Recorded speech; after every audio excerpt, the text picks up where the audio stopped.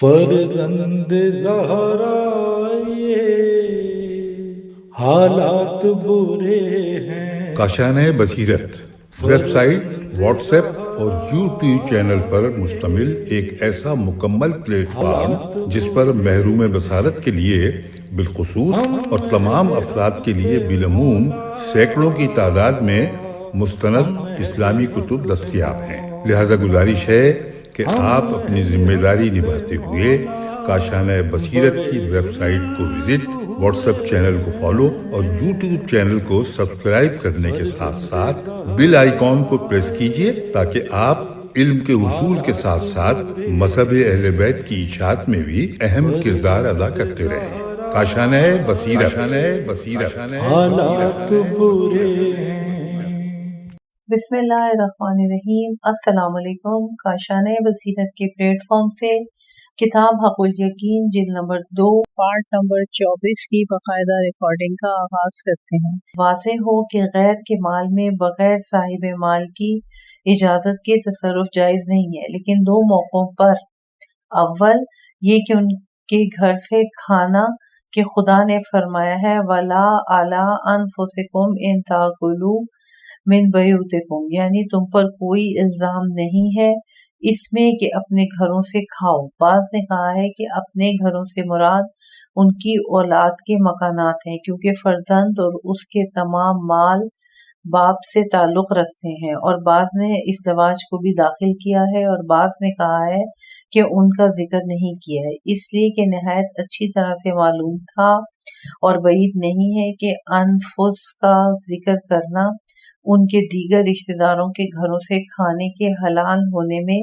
مبالغے کے لیے ہو، یا دوسری چیز ہو جس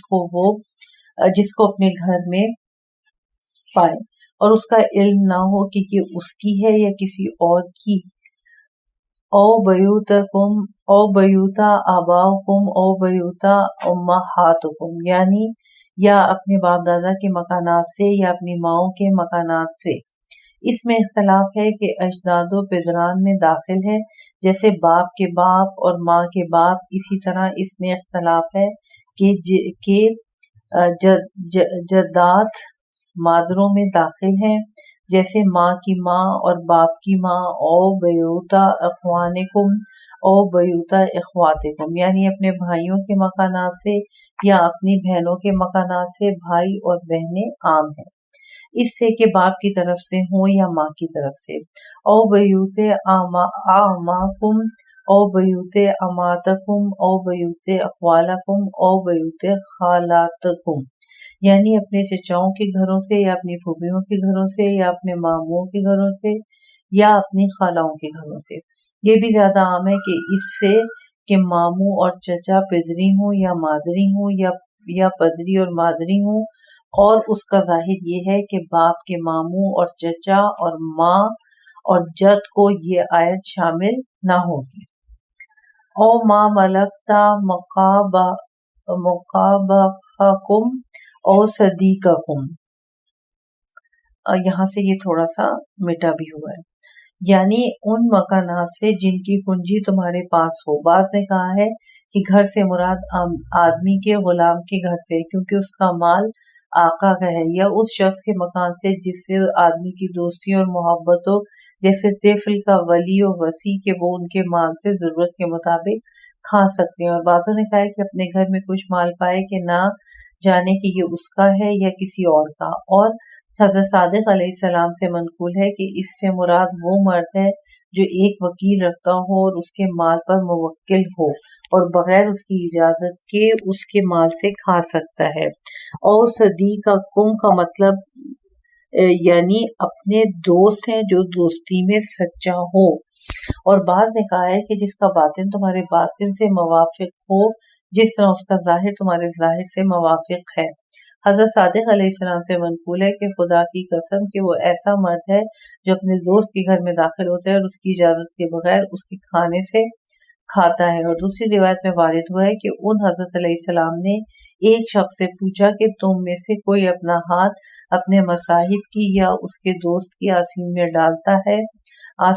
ڈالتا ہے جو مالک ہے اٹھا لے۔ کہا نہیں۔ حضرت نے فرمایا پھر تو تم ایک دوسرے کے دوست نہیں ہو۔ نیز انہی حضرت علیہ السلام سے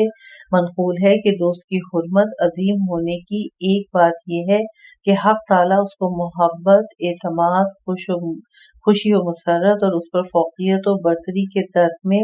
بمنزلہ نفس کے قرار دیا ہے، اور اس کے باپ، بھائی اور اس کے فرزند کو بھی۔ اور ابن عباس سے روایت کی ہے کہ دوست باپ اور ماں سے زیادہ بڑا ہے، کیونکہ اہل جہنم جب فریاد کریں گے تو باپ ماں سے نہ کریں گے بلکہ کہیں گے کہ ہمارا کوئی شفاعت کرنے والا ہے، نہ مہربان دوست ہے۔ لیسا علیکم جناح ان تاکلوا جمیعا او اشتاتا، یعنی تم پر کوئی الزام نہیں اس میں کہ سب مل کر کھاؤ یا علیحدہ علیحدہ۔ واضح ہو کہ اس آیہ کریمہ کا ظاہر یہ ہے کہ آدمی اس جماعت کے گھروں سے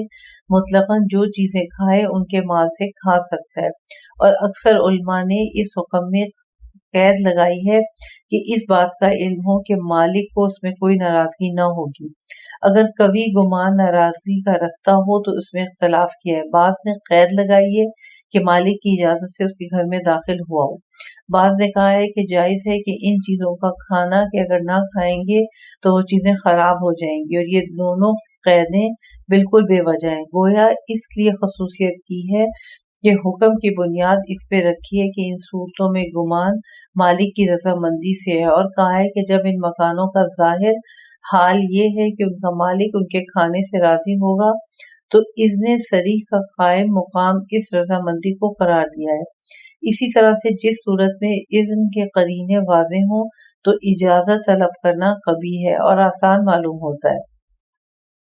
مثل اس کے کہ کھانا کسی کے سامنے حاضر کیا جائے اور وہ کہے کہ اجازت دیتے ہو کہ میں کھاؤں۔ اور بعض نے کہا ہے کہ تمام مال خدا کا ہے اور بندوں کی مصلحتوں سے وہ آگاہ ہے، اور آیت مطلق ہے کہ کیا دشواری ہے کہ حق تعالیٰ آدمی کے لیے عزیزوں اور دوستوں کے اموال میں ایسا حق قرار دیتا ہے کہ ہر چند مالک منع کرے وہ کھا سکتا ہے، جیسا کہ جامع الجوامع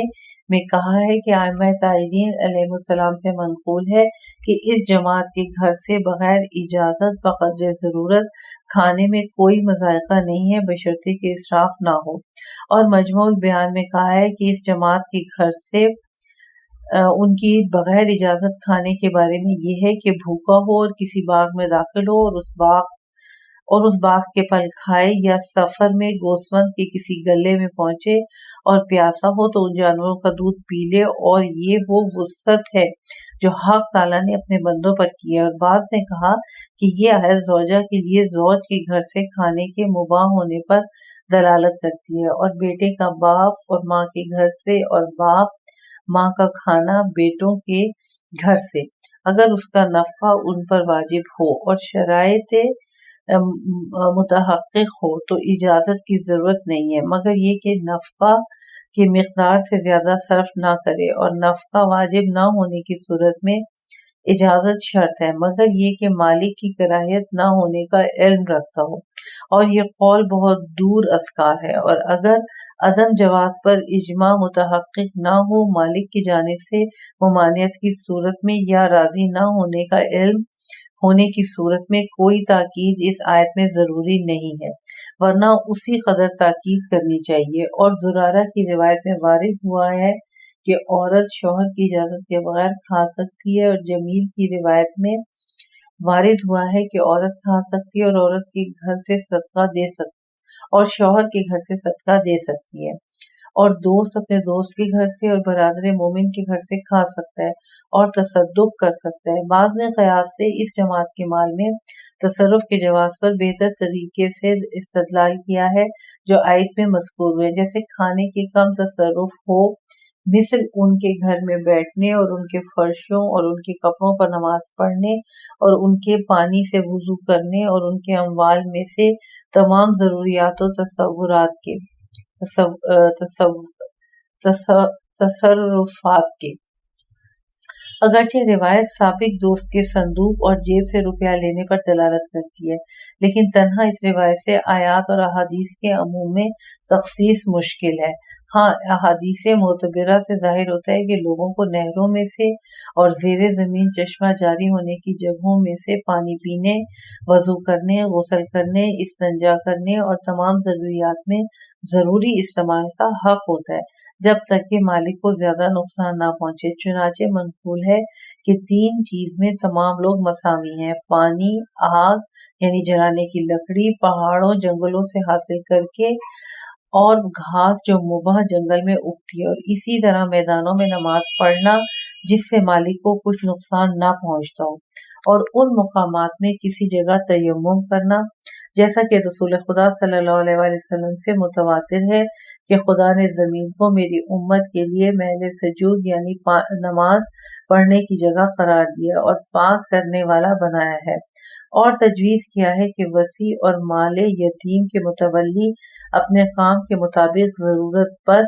مطلقاً اجرت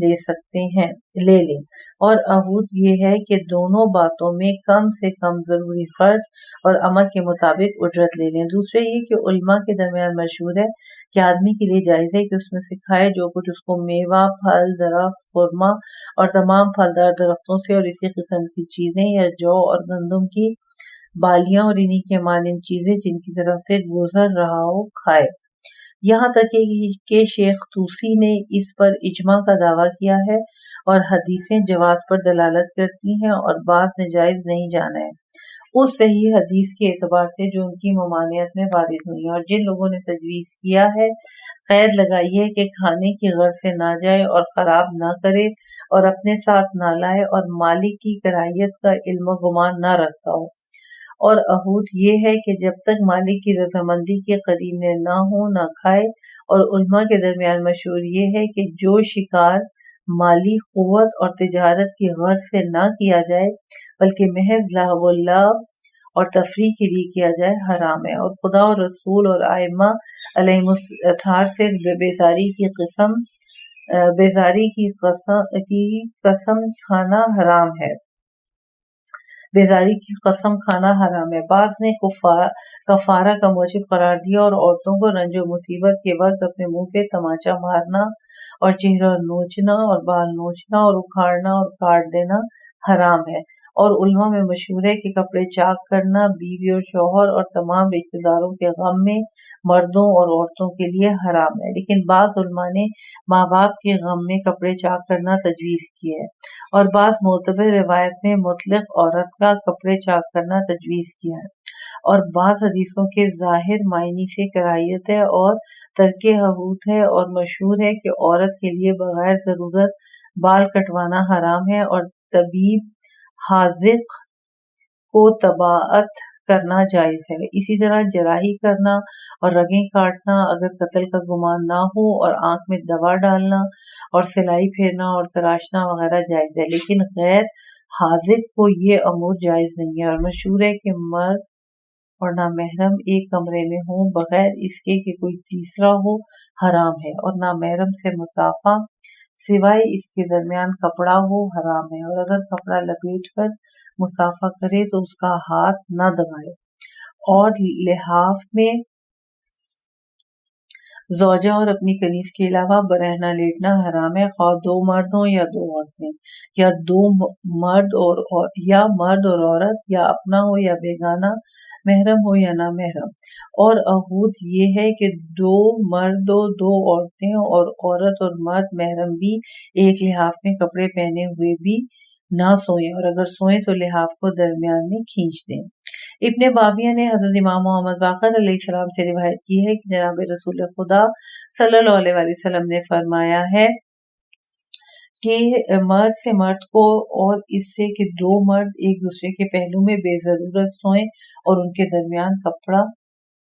نہ ہو۔ اور حضرت صادق علیہ السلام سے روایت کی ہے کہ رسول خدا صلی اللہ علیہ وآلہ وسلم نے فرمایا کہ 10 سال کی عمر کے لڑکوں کو لڑکوں کے ساتھ اور لڑکے کو لڑکی کے ساتھ ایک ساتھ سونے سے علیحدہ رکھیں اور ایک لحاف میں نہ سوئیں، اور کہا ہے کہ دوسری روایت میں وارد ہوا ہے کہ 6 سال کے بعد ان کے سونے کے بستر الگ کریں۔ اور شیخ یحییٰ ابن سعید نے جامع میں کہا ہے کہ جب لڑکی 6 سال کی ہو تو جائز نہیں ہے کہ نامحرم اس کو پیار کرے اور گود میں لے، اور عہد یہ ہے کہ 5 سالہ لڑکی کو بھی نہ پیار کرے، نہ گود میں لے اور نہ گود میں بٹھائے، جیسا کہ ایک روایت میں وارد ہوا ہے کہ اکثر حدیثوں میں 6 سالہ لڑکی کو گود میں لینے یا گود میں بٹھانے کی ممانعت وارد ہوئی ہے، اور شاید 5 اور 6 سال کے درمیان مکروہ ہو۔ اور اجنبیوں کو واجب ہے کہ گھر میں داخل ہونے کی اجازت لیں، اور مستحب ہے کہ سلام کریں، اور ظاہر اس سلام کا جواب واجب نہیں ہے، جیسا کہ حق تعالیٰ نے فرمایا ہے کہ اے ایمان والوں، اپنے گھروں کے علاوہ کسی غیر کے گھر میں بغیر اطلاع و اجازت داخل نہ ہو۔ اور عامہ نے جناب رسول خدا صلی اللہ علیہ وسلم سے روایت کی ہے کہ کسی کے گھر میں داخل ہوتے وقت سبحان اللہ یا الحمدللہ یا اللہ اکبر کہتے ہوئے یا کھکھاتے ہوئے داخل ہو کہ گھر والے خبردار ہو جائیں، اور فرمایا اس گھر کے لوگوں کو سلام کرو، اور کہا ہے کہ 3 مرتبہ کہے السلام علیکم تب داخل ہو، اگر اجازت دیں ورنہ واپس ہو جاؤ۔ پھر فرمایا کہ یہ سلام کرنا اور اجازت لینا تمہارے لیے بہتر ہے، شاید تم احکام الہی سے نصیحت حاصل کرو۔ بدن کے کھلے ہونے کا گمان رہتا ہے، لیکن صبح کی نماز سے پہلے، اس لیے کہ اس وقت لوگ نیند سے بیدار ہوتے ہیں اور سر اٹھاتے ہیں اور رات کا لباس دن کے لباس سے تبدیل کرتے ہیں۔ اسی طرح ظہر کا وقت قیلولہ کا وقت ہے اور ایک دوسرے سے مل کر سونے اور کپڑے اتار رہنے کا وقت ہے۔ اسی طرح عشاء کے بعد لباس شب سے دن کے کپڑے تبدیل کرنے اور عورتوں سے ملاقات کا وقت ہے۔ بعضوں نے کہا ہے کہ اس وقت جمع کرتے رہنے کا وقت ہے تاکہ نماز غسل کے ساتھ پڑھیں۔ ان سببوں سے بغیر اجازت داخل ہونے سے منع کیا ہے، اور کلیری نے حضرت صادق علیہ السلام سے روایت کی ہے کہ چاہیے کہ تمہارا خادم جب حد بلوغ کو پہنچے تو تینوں وقت اجازت طلب کرے، اور وہ عورت جس کا مکان اگرچہ تمہارے اپنے مکان کے درمیان ہو، اور خدا نے اس واسطے سے یہ حکم دیا ہے کہ یہ لمحات غفلت اور خلوت کے ہیں، لہذا ان وقتوں میں اجازت طلب کریں۔ 5ویں طوافون علیکم ایک تاکید اور تعلیل ہے، اس لیے کہ ان 3 اوقات کے علاوہ ان کا اجازت لینا ضروری نہیں ہے، کیونکہ جب تم کو ان سے کام اور ان کو تمہارے پاس آنا جانا ضروری ہے تو ہر وقت اجازت لینے میں تو سب کے لیے دشواری ہوگی۔ اور ضروری احکام میں سے ایک سلام و جواب ہے۔ وَإِذَا حَيِّتُم بِتَحِيَّةٍ فَحَيُّوا بِأَحْسَنَ مِنْهَا وَدُوهَا جب تم کو سلام کیا جائے سلام کی کسی قسم سے تو اس کے جواب میں اس سے بہتر سلام پیش کرو یا ویسا ہی سلام کرو، بے شک خدا ہر چیز کا حساب کرنے والا اور گواہ ہے۔ اس آیت کے فوائد کے بیان مطالب کی تحقیق ضروری ہے۔ اول یہ کہ تحیت سلام کے معنی میں اختلاف ہے۔ بعضوں نے کہا ہے کہ تحیت سلام ہے اور اکثر مفسرین اور اہل لغت نے یہی تفسیر کی ہے۔ بعضوں نے کہا ہے کہ ہر نیک قول و فعل شامل ہے، چنانچہ علی بن ابراہیم کے ظاہر کلام کی تفسیر یہی ہے۔ اور بعضوں نے کہا ہے کہ عطیہ اور بخشش مراد ہے، یا چاہیے کہ ان کو وہ عطیہ واپس کر دیں یا اس سے زیادہ اس کے عوض میں دیں، اور یہ قول بہت کمزور ہے۔ اور اخبار معتبرہ سے ظاہر ہوتا ہے کہ مراد خاص سلام ہے، اور ہر سلام اور اکرام و دعا پر شامل ہے، جیسا کہ جناب امیر علیہ السلام سے منقول ہے کہ اگر تم میں سے کسی کو چھینک آئے تو یرحمکم اللہ کہو، اور وہ جواب میں کہے غفر اللہ لکم و یرحمکم۔ پھر حضرت علیہ السلام نے اسی آیت کو شہادت میں پیش کیا، اور ابن شہر آشوب نے روایت کی ہے کہ حضرت امام حسن علیہ السلام کی کنیز نے آپ کو ایک گلدستہ پیش کیا تو آپ نے اس کو آزاد کر دیا۔ لوگوں نے اس کا سبب پوچھا، فرمایا خدا نے ہم کو ایسا ہی ادب سکھایا ہے، اور اس آیت میں اور اس گلدستے سے بہتر اس کا آزاد کرنا ہی ہے۔ اور کلینی نے بسند صحیح حضرت امام جعفر صادق علیہ السلام سے روایت کی ہے کہ خط کا جواب دینا واجب ہے، جیسے سلام کا جواب واجب ہے۔ اس بارے میں خبریں بہت ہیں، اور مجموع البیان میں ابن عباس سے روایت کی ہے کہ تحیت بے احسن نیک و بہتر تحیت اس صورت میں ہے کہ سلام کرنے والا مومن ہو، اور واپس کرنا اس صورت میں ہے جبکہ سلام کرنے والا اہل کتاب سے ہو۔ لہٰذا اگر مسلمان سلام کرے اور کہے السلام علیکم تو جواب میں کہو وعلیکم السلام ورحمۃ اللہ وبرکاتہ، کیونکہ تحیت باحسن کیا ہے۔ اگر کافر سلام کہے تو کہو علیکم، اور بعضوں نے کہا ہے کہ دونوں صورتیں مسلمانوں کے لیے ہیں، اور روایت کی کہ ایک مرد حضرت رسول خدا صلی اللہ علیہ وآلہ وسلم کے پاس آیا اور کہا السلام علیکم، فرمایا وعلیکم السلام ورحمۃ اللہ وبرکاتہ، وعلیکم السلام ورحمۃ اللہ۔ دوسرا آیا اور کہا السلام علیکم ورحمۃ اللہ، حضرت نے فرمایا وعلیکم السلام ورحمۃ اللہ وبرکاتہ۔ تیسرا آیا، اس نے کہا السلام علیکم ورحمۃ اللہ وبرکاتہ، حضرت نے فرمایا وعلیکم السلام ورحمۃ اللہ وبرکاتہ۔ صحابہ نے کہا یا رسول اللہ صلی اللہ علیہ وآلہ وسلم، اول و دوم کے لیے جواب سلام میں الفاظ آپ نے زیادہ کیے لیکن تیسرے کے لیے زیادہ نہیں کیا۔ حضرت نے فرمایا تیسرے نے میرے لیے کچھ نہیں چھوڑا، اس لیے اس کے الفاظ سلام کو اسی طرح میں نے واپس کر دیا، اور سلام داخل تحیت ہے اور اس کا جواب واجب ہے، اور دوسرے قول کی تحیت عہود یہ ہے کہ غیر نماز میں اجازت دے، اور حکم میں نماز اور افعال کے تحیات مذکور ہوں گے انشاءاللہ۔ دوسرا مطلب، اصحاب میں سے بعض نے کہا ہے کہ اگر کہے السلام علیکم یا علیکم السلام صحیح ہے اور اس کا جواب واجب ہے، اور علامہ نے کہا کہ اگر علیکم السلام کہے تو اس کا جواب واجب نہیں ہے کیونکہ یہ سلام نہیں ہے بلکہ جواب سلام ہے۔ اس کی موید یہ ہے کہ علامہ نے روایت کی ہے کہ ایک شخص جناب رسول خدا صلی اللہ علیہ وآلہ وسلم کے پاس آیا اور کہا علیکم السلام یا رسول اللہ، حضرت نے فرمایا علیکم السلام مردوں کی تحیت ہے، جب تم سلام کرو تو کہو سلام علیک، پھر جو تمہارے جواب میں کہے گا وہ کہے گا وعلیکم وعلیکم السلام۔ اس طرح سلام، السلام، سلامی علیک اور سلام اللہ علیک میں اختلاف ہے،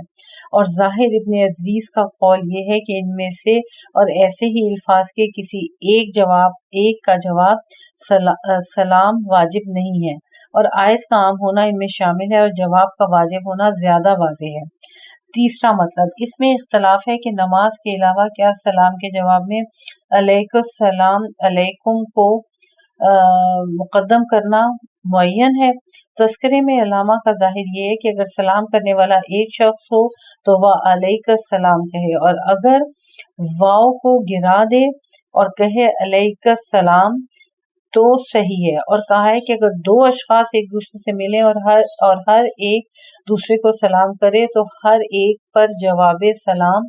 واجب نہ ہو تو حرمت پر تاکید کرنا مشکل ہے،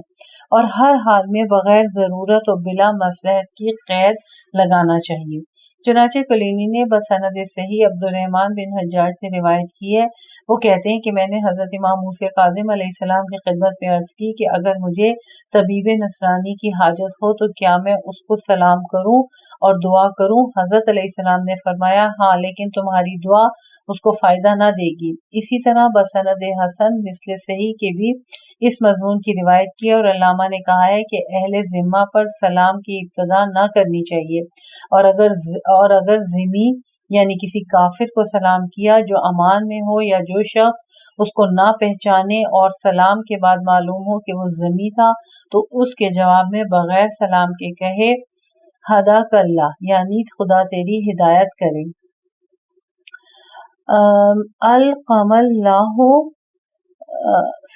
صباحک، یہ پھر اب یہاں سے تھوڑا سا چھپائی میں مس پرنٹنگ ہوئی ہے، یعنی خدا تیری صبح کرنے کو نیک کرے، یا اطال اللہ بقائک، یعنی خدا تیری زندگی کو دراز کرے، اور اگر سلام کا جواب دے تو کہے وعلیک وعلیک۔ علامہ کا کلام تمام ہوا، اور بسند حسن مثل صحیح کے حضرت امام محمد باقر علیہ السلام سے منقول ہے کہ رسول خدا صلی اللہ علیہ وآلہ وسلم نے فرمایا کہ اگر کوئی مسلمان تم کو سلام کرے تو کہو وعلیک وعلیک السلام، اور اگر اہل ذمہ سلام کرے تو کہو علیک، اور بسند موثق حضرت صادق علیہ السلام سے منقول ہے کہ امیر المومنین علیہ السلام نے فرمایا کہ اہل کتاب سے سلام کی ابتدا نہ کرو، اگر وہ تم کو سلام کریں تو جواب میں کہو وعلیکم۔ بسند موثق اور دیگر حضرت صادق اور بسند موثق دیگر حضرت صادق علیہ السلام سے منقول ہے کہ اگر یہودی اور نصرانی اور مشرک و بت پرست کسی پر سلام کرے اور وہ بیٹھا ہو تو کہے علیکم، اور دوسری موثق مثل صحیح حدیث میں فرمایا کہ کہو علیک۔ الغرض ان احادیث معتبرہ سے معلوم ہوا کہ کفار سے مطلقاً سلام کی ابتدا نہ کرنی چاہیے، اور دوسری حدیثیں اس بارے میں بہت ہیں، مگر ضرورت کے موقع پر ان کے جواب میں علیکا یا علیکا یا علیکا، علیکم یا وعلیکم، واو کے ساتھ دونوں جائز ہیں، اور بعض عامہ نے واو کے ساتھ تجویز نہیں کیا ہے۔ اور کیا ان کو پورا سلام نہ کرنا چاہیے؟ بعض نے مکروہ اور بعض نے حرام جانا ہے۔ احوط ترک ہے کہ کیا ان کے مذکورہ جوابوں میں سے کسی ایک سے جواب دینا واجب ہے؟ اس میں اختلاف ہے، اور احوط یہ ہے کہ ترک نہ کرے۔ اور ان غیر سلام کی عبارتوں کو علامہ نے کہا ہے کہ میں نے کسی حدیث میں نہیں دیکھا ہے۔ اور کلینی نے حضرت امام رضا علیہ السلام سے روایت کی ہے کہ حضرت صادق علیہ السلام سے لوگوں نے کہا کہ یہودی اور نصرانی کے لیے ہم کیسے دعا کریں؟ آپ نے فرمایا تم کہو بارک اللہ لک فی دنیا کا، یعنی خدا تمہاری دنیا میں تم کو برکت دے۔ اور خالد قلانسی سے روایت کی ہے، وہ کہتے ہیں کہ میں نے حضرت صادق علیہ السلام سے عرض کی کہ میں ایک ذمی سے ملاقات کرتا ہوں اور وہ مجھ سے مصافحہ کرتا ہے، فرمایا اپنے ہاتھ کو خاک یا دیوار پر مل لو۔ میں نے عرض کی ناصبی اور دشمن اہل بیت سے مصافحے کا کیا حکم ہے؟ فرمایا اپنے ہاتھ کو دھو۔ اور حدیث صحیح میں حضرت باقر علیہ السلام سے روایت کی ہے کہ اگر مجوسی سے مصافحہ کرے ہاتھ کو دھوئے اور وضو کرے۔ اور حدیث موثق میں یہودی اور نصرانی کے مصافحے کے بارے میں فرمایا کہ ہاتھ میں کپڑا لپیٹ کر مصافحہ کرے۔ اکثر علماء نے دھونے پر محمول کیا اس پر کہ رطوبت ہو، اور خاک پر ملنے کو اس پر محمول کیا ہے کہ خشک ہو، اور اخیر کو محمول کیا ہے استجاب پر۔ 10واں مطلب، سلام میں ابتدا کرنے کی بہت فضیلت اور ثواب وارد ہوا ہے کہ اس رسالے میں اس کے ذکر کی گنجائش نہیں ہے، اور حضرت صادق علیہ السلام سے روایت ہے کہ سلام کی ابتدا خدا اور رسول صلی اللہ علیہ وسلم کے نزدیک زیادہ بہتر ہے۔ اور جناب امیر علیہ السلام سے منقول ہے کہ سلام میں 70 نیکیاں ہیں، 69 ابتدا کرنے والے کے لیے ہیں اور ایک جواب دینے والے کے لیے۔ اور جناب رسول خدا صلی اللہ علیہ وسلم سے منقول ہے کہ بخیل ترین مردم وہ ہے جو سلام میں بخل کرے، اور بہت سی حدیثیں سلام ظاہر کرنے کی فضیلت میں وارد ہوئی ہیں۔ اور ابن باویہ نے بسند معتبر حضرت صادق علیہ السلام سے روایت کی ہے کہ جناب رسول خدا صلی اللہ علیہ وسلم نے فرمایا سلام کا آشکار کرنا یہ ہے کہ سلام میں کسی مسلمان سے بخل نہ کرے۔ اور حضرت صادق علیہ السلام سے منقول ہے کہ تواضع تمام صورتوں میں سے ایک یہ ہے کہ جس سے ملاقات کرو تو سلام و مصافحہ کرو، اور جب متفرق ہو تو ایک دوسرے کو استغفار کرتے ہوئے جدا کرو۔ اور دوسری معتبر حدیث میں فرمایا کہ من جملہ حق مسلمانوں پر یہ ہے کہ جب ایک دوسرے سے ملاقات ہو تو ایک دوسرے کو سلام کریں۔ اور کلینی نے حضرت باقر علیہ السلام سے روایت کی ہے کہ سلمان کہتے تھے کہ سلام خدا کو آشکار کرو، بے شک سلام خدا ظالموں کو نہیں پہنچتا۔ بے شک سلام خدا میں دوبارہ پڑھتی ہوں، سلمان کہتے تھے کہ سلام خدا کو آشکار کرو، بے شک سلام خدا ظالموں کو نہیں پہنچتا، یعنی اس کے ظلم کے سبب سے اس کو ترک سلام نہ کرو۔ اور حدیثیں سلام آشکار کرنے کی بہت ہیں، اور بعض حدیثوں میں بعض استثناء بھی وارد ہوئی ہے، جیسا کہ قرب الاسناد میں حضرت صادق علیہ السلام سے روایت کی ہے کہ جناب امیر علیہ السلام امام کے خطبے میں سلام کے جواب سے کراہت رکھتے تھے۔ اور ابن باویہ نے خصال میں حضرت صادق علیہ السلام سے روایت کی ہے کہ 3 اشخاص ہیں جن کو سلام نہ کرنا چاہیے: جو جنازے کے ساتھ جا رہا ہو، جو شخص پیادہ نماز جمعہ کے لیے جا رہا ہو، اور جو شخص حمام میں ہو۔ نیز حضرت صادق علیہ السلام سے روایت کی ہے کہ رسول خدا صلی اللہ علیہ وسلم نے 4 اشخاص کو سلام کرنے کی ممانعت فرمائی ہے: مست کو مستی کے وقت، نمبر 1 جو مورتیں بناتا ہو، نمبر 2 جو شخص نرد کھیلتا ہے، نمبر 3 اور جو شخص پر جو مکان کے تخت پر جوا کھیلتا ہے، نمبر 4 اور امام علیہ السلام فرماتے ہیں کہ میں 5ویں کا اضافہ کرتا ہوں، میں منع کرتا ہوں اس سے کہ شطرنج کھیلنے والے کو سلام کرو۔ نیز حضرت صادق علیہ السلام سے روایت ہے کہ آپ نے اپنے آباء و اجداد سے روایت کی ہے کہ 6 اشخاص ہیں جن کو سلام نہ کرنا چاہیے۔ نمبر 1 یہودی، نمبر 2 مجوسی، نمبر 3 نصرانی، نمبر 4 جو شخص پخانہ کر رہا ہو، نمبر 5 پہ جو شخص شراب پی رہا ہو، اور نمبر 6 اور ایسے شاعر کو جو باعفت عورتوں کو اپنے شعر میں فحش کہے، اور ان لوگوں کو جو خوش طبی کے طور پر ایک دوسرے کو ماں کی گالی دیتے ہیں۔ نیز حضرت امیر المومنین علیہ السلام سے روایت کی ہے کہ 6 اشخاص ہیں جن کو سلام کرنا مناسب نہیں ہے۔ نمبر 1 یہودی، نمبر 2 نصارہ، اور نمبر 3 جورند او شطرنج کھیلتا ہے، اور جو لوگ نمبر 4 اور جو لوگ شراب پیتے ہیں، اور نمبر 5 جو بربت و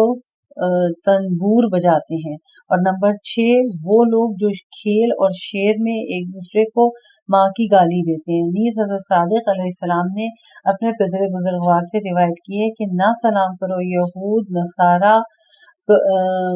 گبر بت پرست کو، اور نہ ان لوگوں کو سلام کرو جو شراب پینے بیٹھے ہوں، اور نہ شطرنج باز کو، نرد باز،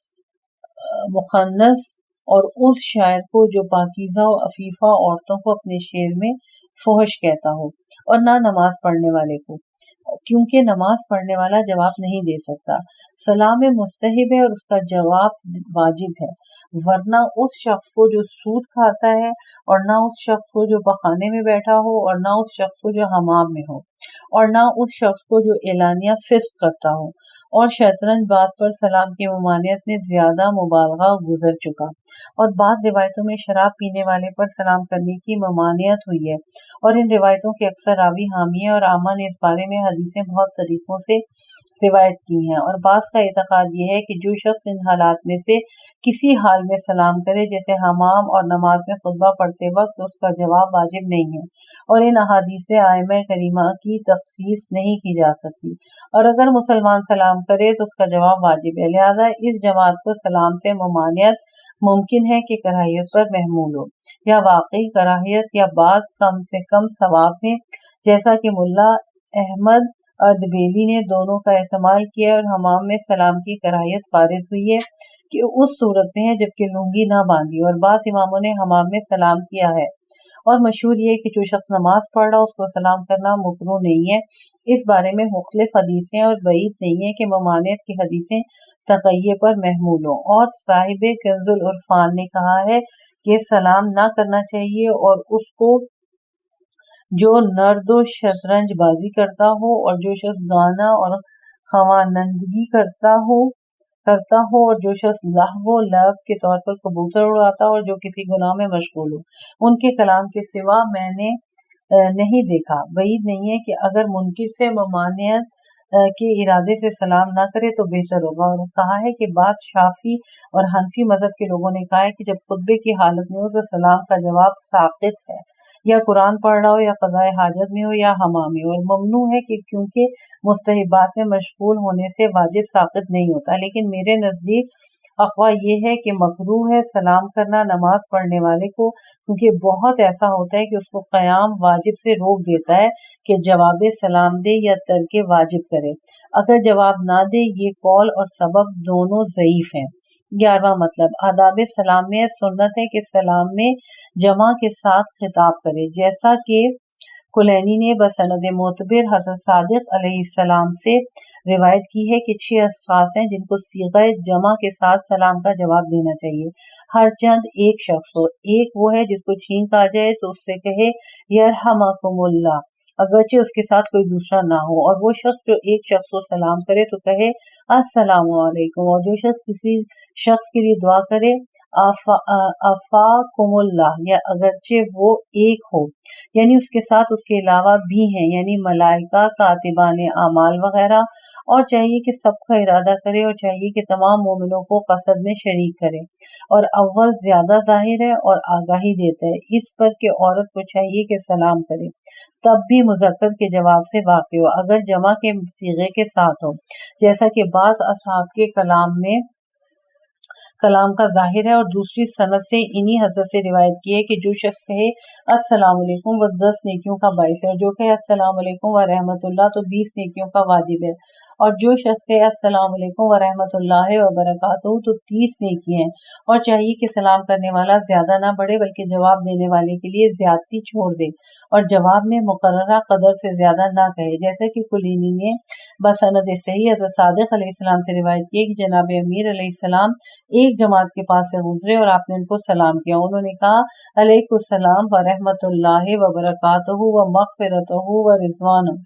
حضرت علیہ السلام نے فرمایا کہ ہمارے واسطے اس سے آگے نہ بڑھو جو فرشتوں نے ہمارے پدر ابراہیم سے کہا ہے، انہوں نے کہا رحمت اللہ وبرکاتہ علیکم اہل بیت، اور مستحب ہے کہ سوار پیادے کو سلام کرے، کھڑا ہوا بیٹھے کو، اور کم تعداد والے لوگ زیادہ تعداد کے لوگوں کو، اور خود بزرگ کو، اور گھوڑے سوار خچر کو، اور دونوں ٹٹو سوار کو سلام کریں، اور جو شخص کسی محفل میں داخل ہو تو اہل مجلس کو سلام کرے، اور ہر ایک ان میں سے برعکس کریں، جائز ہے، چنانچہ بہت سی حدیثوں میں وارد ہوا ہے کہ جناب رسول خدا صلی اللہ علیہ وآلہ وسلم اطفال کو سلام کرتے تھے۔ اب اس پارٹ کا ہم یہیں پر اختتام کرتے ہیں، صفحہ نمبر 305 تک کتاب کا